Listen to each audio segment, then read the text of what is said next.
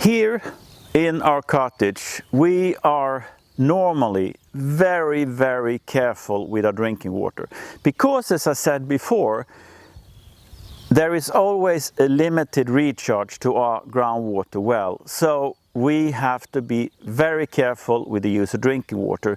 And even being very careful, we sometimes, maybe 1, 2, 3 times every summer, we need to go and collect water and drive water here to the cottage to have enough drinking water for drinking, cooking, washing and so forth and so on.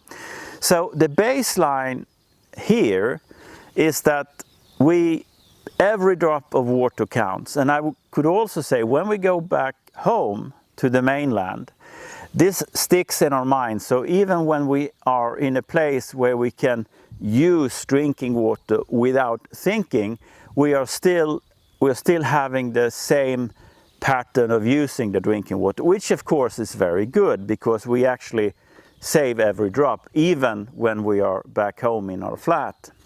Now, getting to the point, I did a little experiment here at the cottage, or how should I say, we made an experiment based on that we needed to start the outdoor loo in order to cut out the water for flushing the toilet.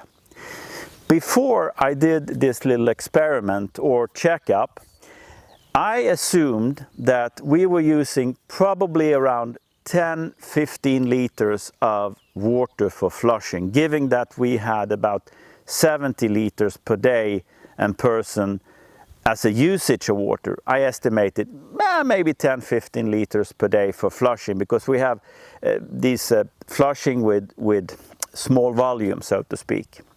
Now, what I found was that when we started to use the outdoor loo, where we cut out the need for flushing water, we actually lowered the water consumption with 40 liters every day and person. So that told me that it definitely is possible to save water when flushing the toilets. And then you say that, well, we need to get the urine, we need to get the fecals out, and that's correct. You need to do that because you have a sanitary issue, of course. But what I thought about is, when you use the toilet to flush, say that you blow your nose, or you maybe use some paper to clean up, and you throw it in the toilet, and then you automatically flush. But there is really no need to flush, but you still do it like it's an automatic behavior. I've done that.